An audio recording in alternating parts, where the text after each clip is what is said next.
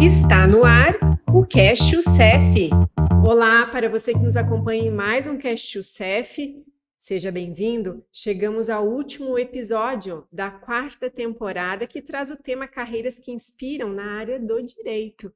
Quantas histórias inspiradoras passaram por aqui e esta última não será diferente. Estamos recebendo uma convidada muito especial, além dos nossos acadêmicos do curso de Direito da UCEF aqui de São Miguel do Oeste. Estamos recebendo a doutora Bárbara Rodrigues, advogada da área pública. Seja muito bem-vinda, doutora. Boa. Eu vou dar oi, né, para todos vocês, até porque não sei em que momento será assistido, se será pela parte da manhã, da tarde ou da noite, mas estou muito lisonjeada com o convite e eu espero contribuir com vocês e trazer um pouquinho da minha história. Estive na área pública, hoje estou na área privada, mas eu vou explicar para vocês um pouquinho como que isso aconteceu e quais são os projetos para o ano de 2025. Excelente, então já inicie. Aliás, doutora, estamos no Spotify disponível, no YouTube, então estamos aí a qualquer momento podendo ser acessado, né, o nosso conteúdo e inspirar jovens estudantes do curso de Direito e também jovens advogados. Então, inicie aí contando para a gente como que foi o início, né, da sua carreira profissional, as escolhas que te trouxe até aqui. Eu não poderia começar sem falar da recepção incrível que eu tive hoje, pela professora Simone, por todos vocês. Que bom. E pelos estudantes desse curso incrível, que é apaixonante, e ficaram alguns minutos conosco na sala e só compartilharam, ouviram bastante, mas compartilharam conosco suas dúvidas, suas angústias, e eu fiquei muito feliz em poder falar um pouquinho, então, sobre o que me motiva, o que me dá alegria. Eu sou advogada, eu me formei em 2005, eu me formei eu já era mãezinha, eu me formei, na verdade, grávida, em seguida já tive meu primeiro bebezinho.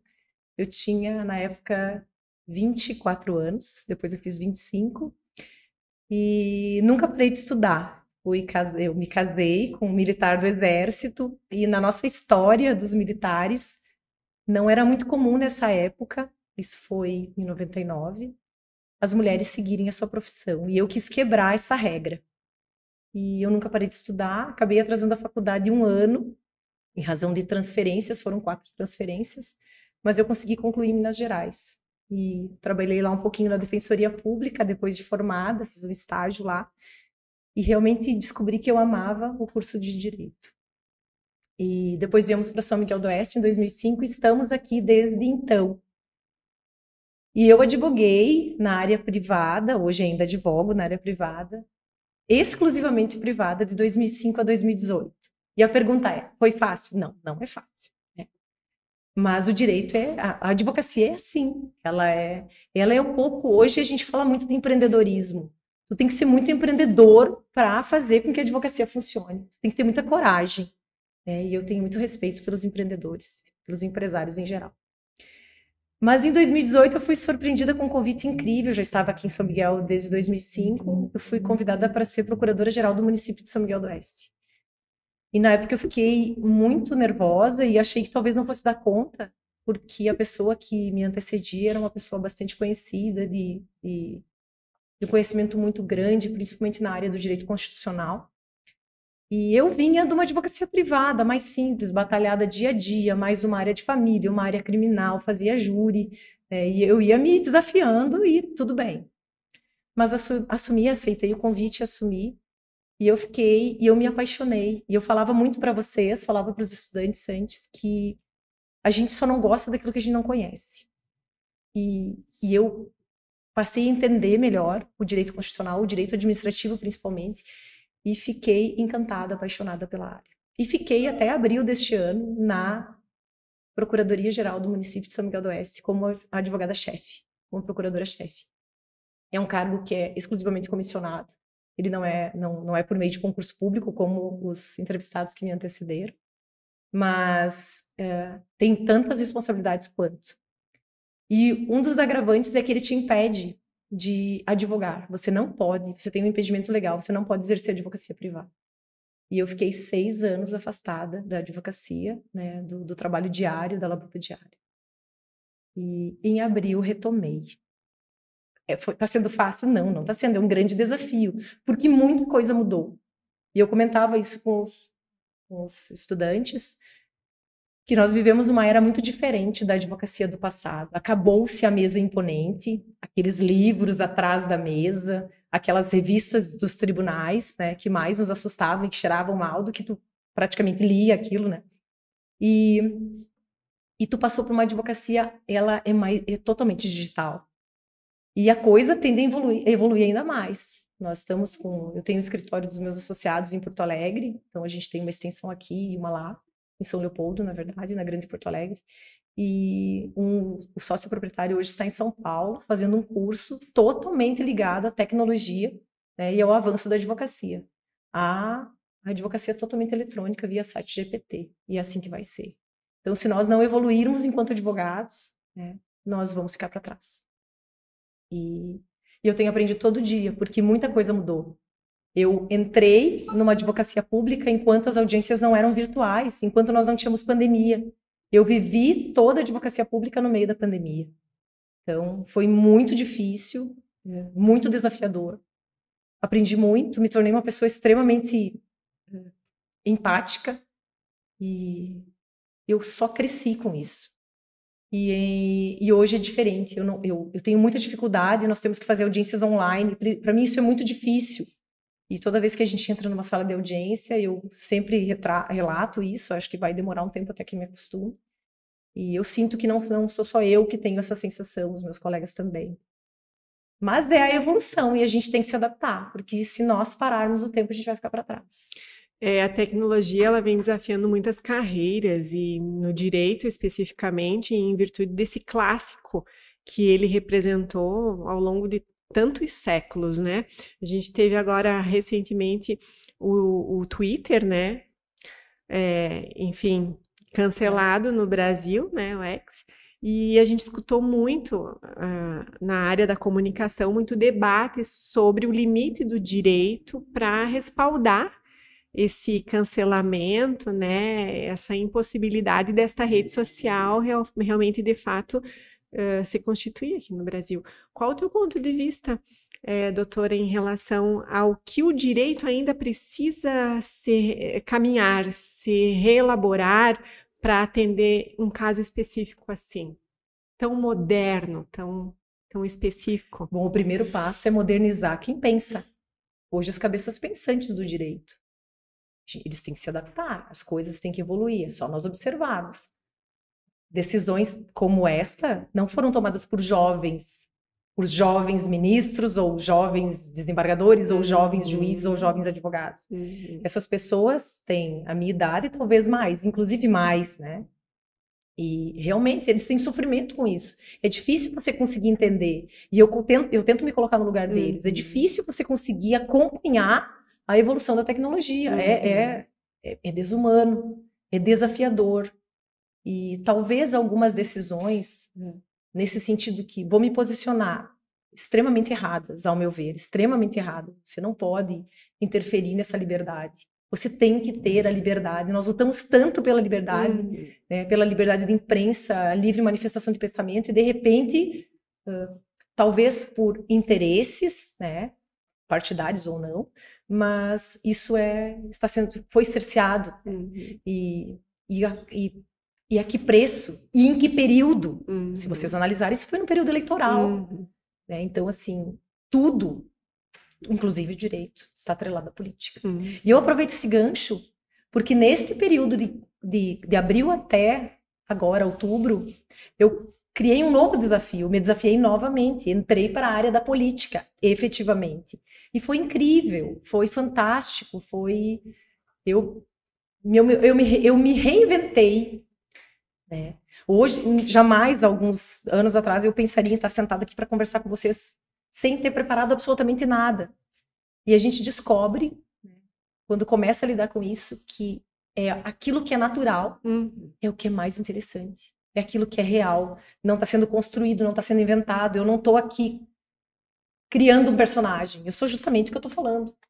Então, eu preciso dizer que a tecnologia hoje é o que movimenta o mundo. Então, vamos lá, né? Olha o nosso foguete que voltou de ré. Vamos comentar sobre isso. Que coisa mais incrível. Isso. Que homem mais incrível que está pensando isso. Que vai ser daqui 10 anos, daqui 100 anos. Né? Que pena que daqui 100 anos a gente não vai estar aqui.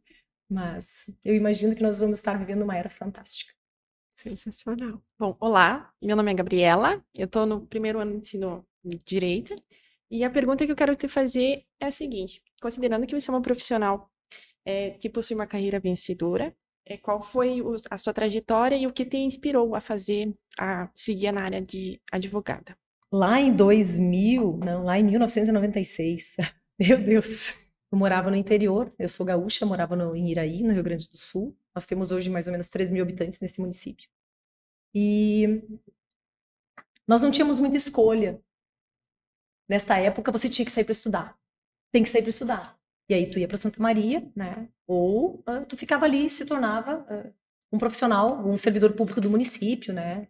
Nas carreiras existentes a nível de município, de prefeitura municipal, ou como professora, né? Era o que o meu município me oferecia. Mas eu nunca fui satisfeita com isso. E meu primeiro desafio, talvez que eu me lembre, de repente eu vou ter outros, né, na adolescência, foi dizer para os meus pais: eu vou para Santa Maria, liga para minha prima, que eu nunca vi na vida, e diz para ela que eu vou morar com ela e vocês vão me ajudar, e eu vou fazer cursinho, e vou fazer vestibular, e vou fazer direito. Porque eu não conseguia enxergar outra coisa. Eu não tinha uma formação que me capacitasse a passar em medicina. Os meus pais eram pobres, eles não tinham como me pagar um cursinho por 2 anos para passar em medicina. Claro que isso era o sonho de todos, né? Mas eu não tinha, então eu tinha que encarar minha realidade e eu tinha que em 6 meses conseguir passar em direito. Inclusive em faculdades particulares, porque era muito difícil, inclusive nas particulares. Pública eu nem tentei, porque eu não ia passar, né? E aí eu acabei passando em Cruz Alta, no Rio Grande do Sul, fiquei lá durante 3 anos e conheci meu marido lá. E me casei, e aí fui transferindo, daí entra naquela história que eu comecei antes, e eu fui me desafiando, e eu não quis parar de estudar, e o estudo era em primeiro lugar. E no começo, eu confesso, não gostava do direito, porque foi o que eu falei pra vocês. O direito é uma coisa que tu não pega.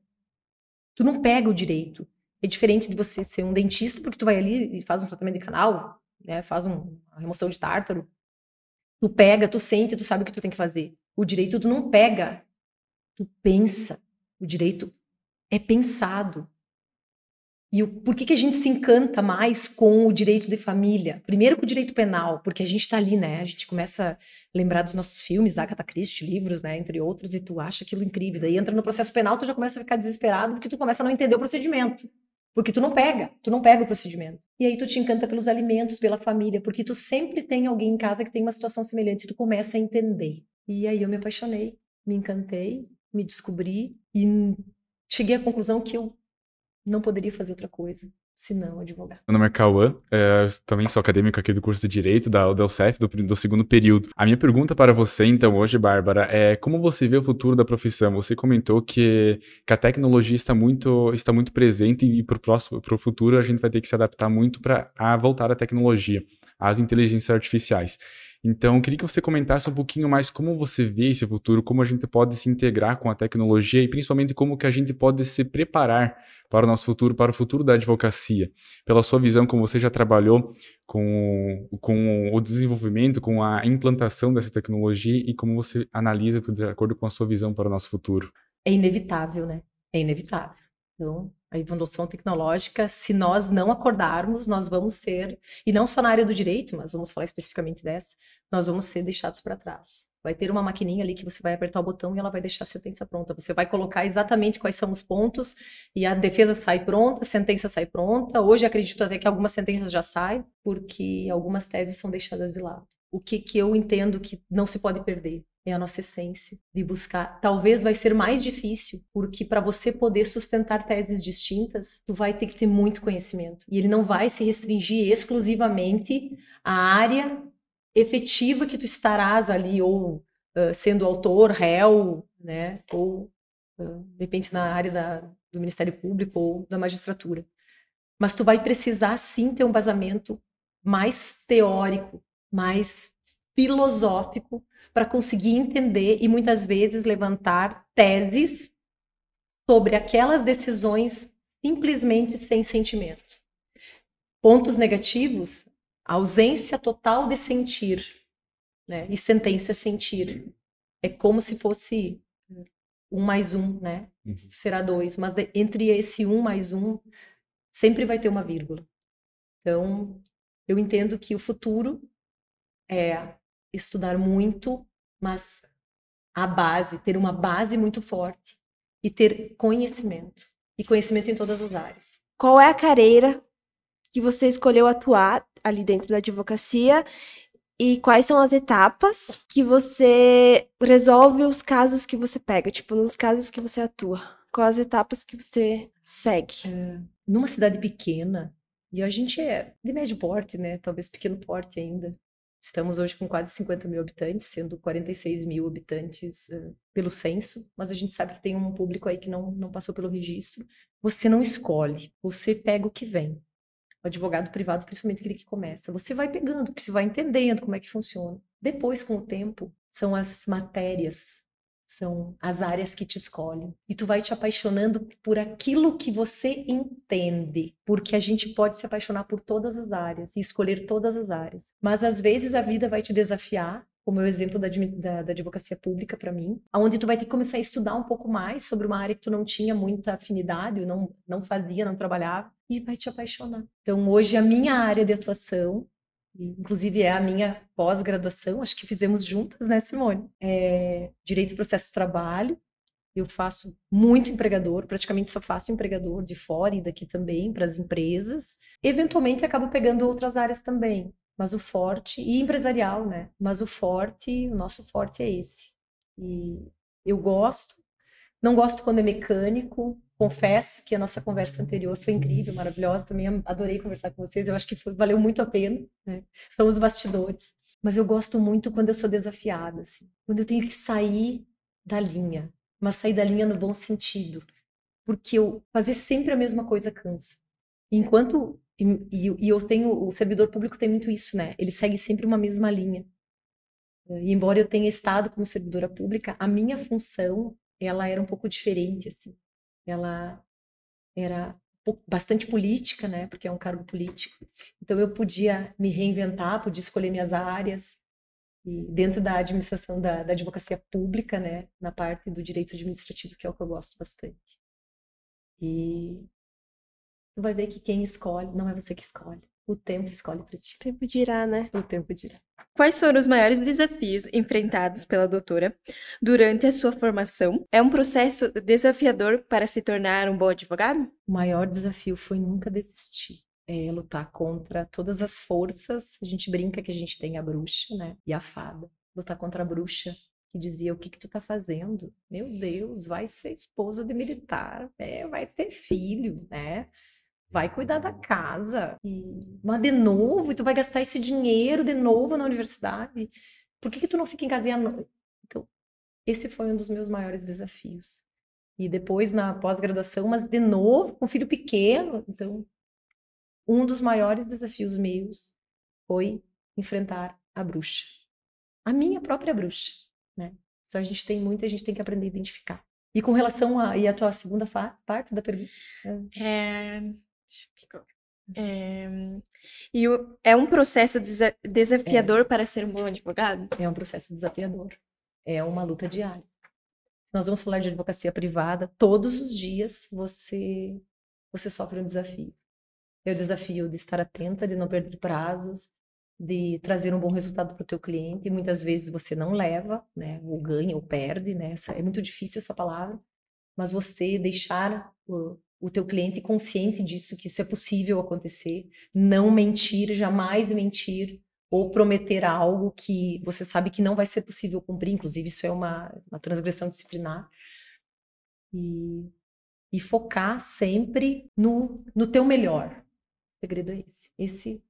O segredo do bom advogado é focar no teu melhor e fazer o melhor que tu pode. Obrigada, doutora Bárbara. Obrigada aos acadêmicos do curso de Direito pela essa participação do nosso último episódio. Assim a gente encerra. Aqui muito empreendedorismo, liderança, um advogado ousado, né? Um campo do direito muito expansivo, muitos obstáculos, desafios, mas também muitas conquistas. Tudo isso essa temporada nos mostrou e nos inspirou. Tenho certeza que inspirou você também. Terminamos aqui a 4ª temporada do Cash Youssef e aguardamos vocês para a próxima. Até lá! Você acompanhou o Cash Youssef.